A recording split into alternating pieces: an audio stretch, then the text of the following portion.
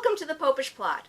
I'm Jessica. It's another episode of our summer book club. Today is chapter 4, which is called Faith Family, and is about finding a parish and being part of a faith community. Now, if you've not seen earlier book club episodes, a number of Catholic YouTubers are reading the Handbook for Catholic Moms. We're all talking about each chapter, and down below you'll be able to find links to everyone else who is talking about the same chapter. Now, this one starts out with a story of the author about how she went from, being a kid who just went to church with your parents to going off to a Catholic college where you went to church at your college to then having to find a parish on her own and about how she had to deal with that.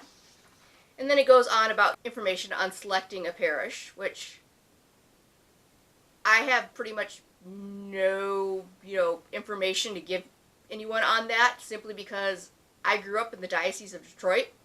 In the Diocese of Detroit, you belong to whatever parish you live in the geographic region of.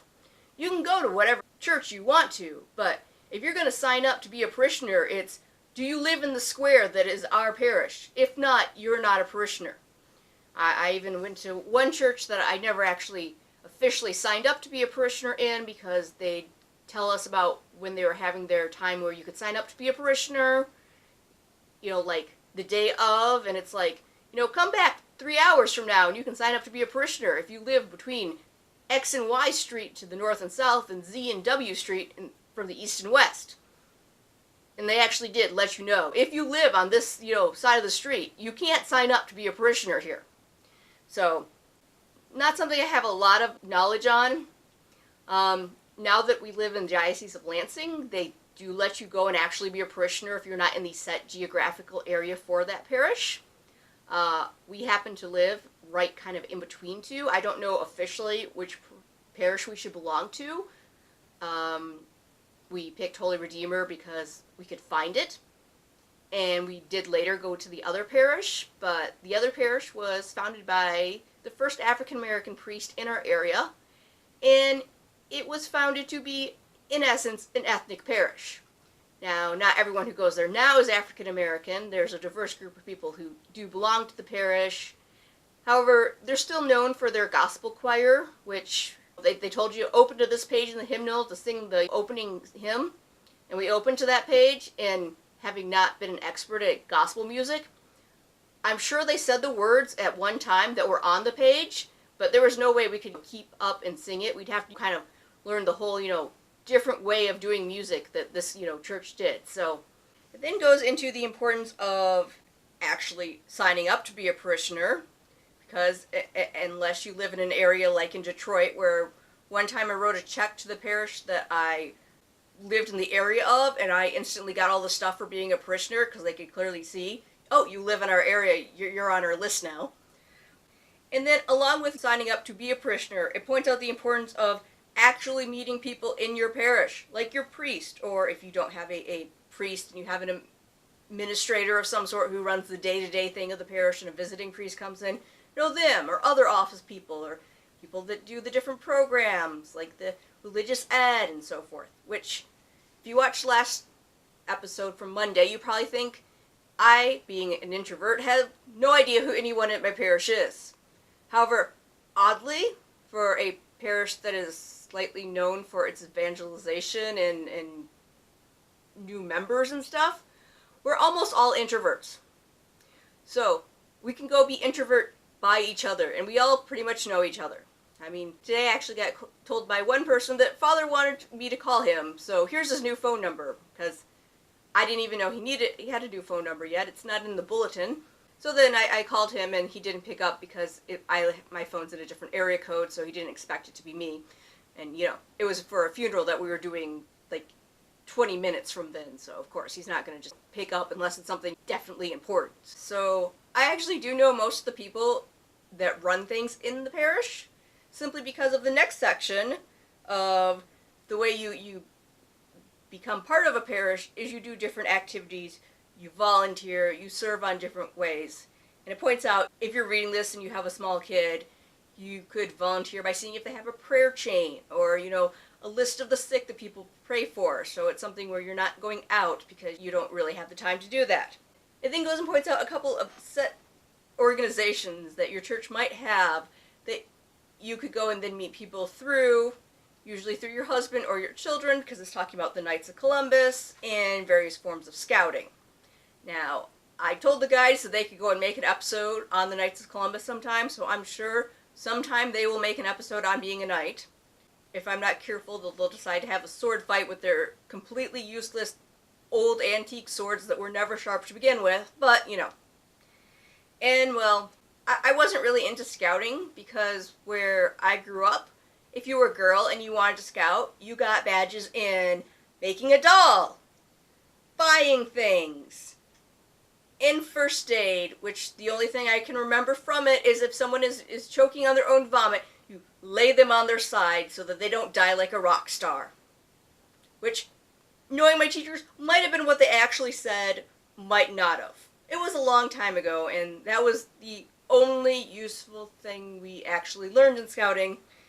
I wasn't part of one of those groups where you would then become great friends with all these people and do activities.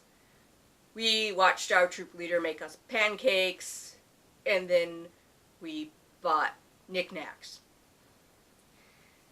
And like all chapters of the book, it ends with mom's homework and web resources.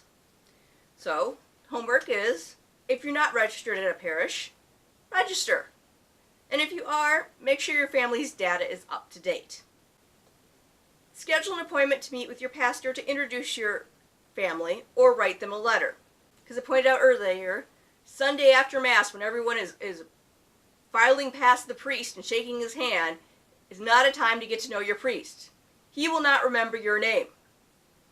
If he's like mini priest, he will not remember if you set up a date to then go and get to know him later. He'll be like, make sure you go and call the office to go and remind them to put it in my book, because he's seeing 100 people. He's not going to remember what you said. Then, consider taking up some volunteer activity at your parish. It also points out that, you should think about stewardship, which I believe it will get into later on a section on finances. It's been a while since I read through it, so I don't know for sure exactly what it says, but it probably does. And think about creating a mom's ministry if one does not already exist. So, I'm going to tell you now, I'm going to be horrible. I'm not going to do any of this homework. One, as I said before, I have a teenager. I'm not going to be the mommy and me, toddler group. Two, as we went back before, my husband is on the stewardship commission. Our main problem with stewardship is we're in the back, no usher comes to take our money, so we have to make a point to remember to write out the check and put it in the basket when they come back to go and put it away for the night. Three, I've already volunteered at enough things. I somehow get volunteered for many, many things, so I think if I put anything more on my plate right now, as I'm helping the small group that's going to make the religious ed program for next year, that that'll be one thing too many. Four, I'm pretty sure my priest knows who I am, as seen by the fact that we were both working at a funeral today, so I got told by someone from the office, call him, here is his new phone number.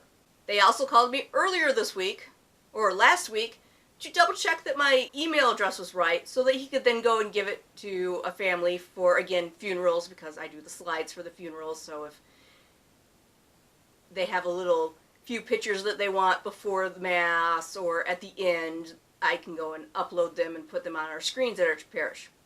So, I don't need to update my information, because the second they think they might not have my information, they just contact me again. And, well, I pretty much know most everyone who works there officially full-time, and most of the people who volunteer there enough that it really should count for a job. So, today I am not doing any of the homework. But if you cannot say that you don't need to do any of the homework because you've already signed up for your parish, they have all the correct information, you know all the various major people that you might run into at your parish, the office workers, priests, deacons, associate priests, extra deacons. I mean, I'm sure most parishes don't have like 3 deacons like we do, but some must have deacons. We can't be hogging all the deacons in the area, so there might be a few people to get to know. Look through your bulletin or your website. Make sure you know people. Introduce yourself. Say hi. Don't do it in the 2 minutes after Mass as you're walking out the door.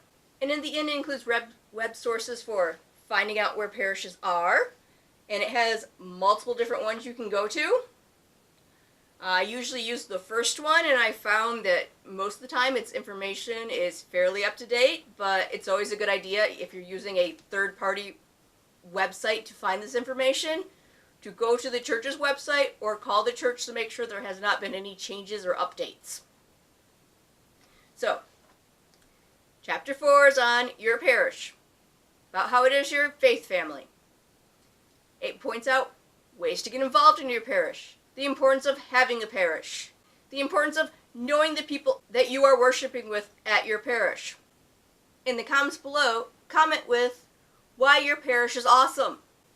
And remember, you have names on this, so we'll know if you write, the deacons are the best at my parish in your deacon, or Dottie, don't write about how the office workers are great. You're great at the office, but think about something else to write.